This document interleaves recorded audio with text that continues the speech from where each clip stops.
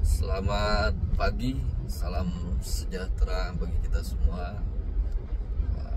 Sebelumnya saya ucapkan terima kasih kepada warga Sukahaji yang masih memberikan kepercayaan kepada kami. Pada pagi hari ini ada yang meminta kepada penjelasan kepada kami selaku kuasa hukum, meminta perihal kejelasan terkait mediasi yang dilakukan di Pengadilan Negeri Bandung. Baik, saya akan jelaskan. Mungkin sebenarnya beberapa koordinator atau perwakilan warga dari RW 2, RW 3, RW 4 ya kemarin yang datang ke kantor sudah mengetahui lah bagaimana sih proses tahap persidangan seperti apa. Bahkan sudah saya share peraturan-peraturan yang menurut sesuai dengan peraturan undang-undang yang berlaku. Ya. Jadi begini, kenapa sih harus ada mediasi ketika persidangan yang kita gugat di Pengadilan Negeri Bandung? Seperti yang dikatakan oleh hakim, yang disampaikan oleh hakim, jadi tidak hanya berlaku pada sengketa yang sedang kita alami saat ini atau yang sedang kita upayakan di Pengadilan Negeri Bandung. Di seluruh pengadilan negeri manapun di Indonesia itu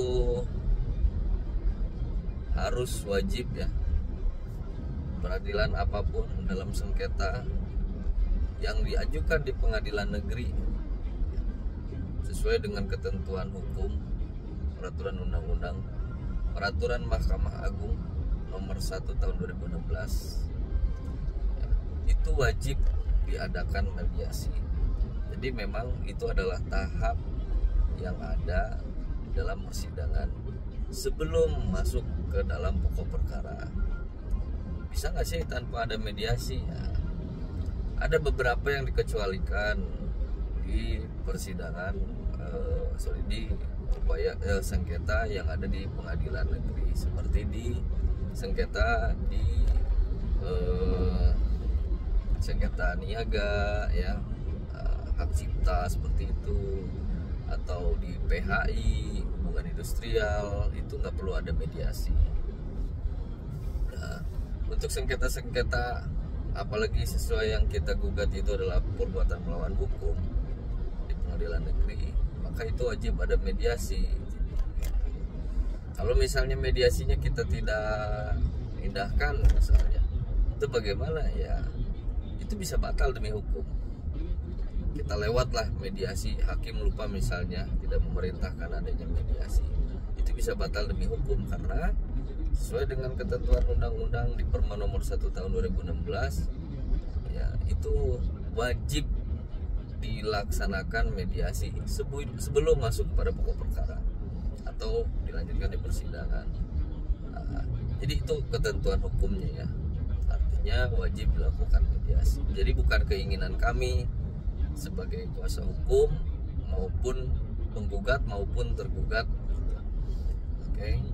Perlu dipahami, itu memang tahap daripada persidangan. Nah, terus ada pertanyaan, kalau mediasi itu pasti selalu soal uang atau nanti kalau dibayar persidangannya nggak lanjut atau lain sebagainya. Nah, mediasi yang dilakukan itu harus dihadiri oleh prinsipal itu kliennya, yaitu penggugat dan tergugat. Nah, itu masing-masing harus ada di saat mediasi dilakukan. Nah, pertanyaannya seperti itu, maka kami jawab begini, itu akan kami kembalikan kepada prinsipalnya atau klien kita. Kalau misalnya nih klien kita yang 10 orang penggugat ini ya, yang mewakili warga itu mengatakan bahwa ya kalau si pihak tergugat mau bayar 100 juta per orang misalnya ya, terus pihak tergugatnya setuju membayar 100 juta per orang, ya mediasi dikatakan berhasil kan gitu. Tapi kalau misalnya para penggugat ini mengatakan saya tidak mau pindah, mau dibayar berapapun misalnya. Dan pihak tergugat juga tidak mau ya untuk tidak menguasai lahan tersebut lah. Artinya tidak ada kesepakatan. Maka bagaimana? Maka itu akan terjadi mediasinya deadlock. Nah, setelah deadlock itu seperti apa? Maka persidangan itu akan dilanjutkan ke dalam pokok perkara. Jadi tahap mediasi ini tetap harus dilewati, tetap harus dilakukan, walaupun belum tentu membuahkan hasil, gitu. Ya, mungkin itu dari saya, penjelasan dari saya. Mudah-mudahan bermanfaat. Mudah-mudahan warga juga bisa memaklumi upaya-upaya hukum, ketentuan hukum itu semua sudah diatur oleh peraturan perundang-undangan. Mari kita jaga. Bila mana ada hal-hal yang kurang dimengerti, hal-hal yang ingin diketahui, silakan hubungi kami sebagai kuasa hukum. Bisa datang ke kantor maupun bisa komunikasi melalui koordinator. Baik, terima kasih. Assalamualaikum warahmatullahi wabarakatuh. Salam sejahtera, selamat pagi.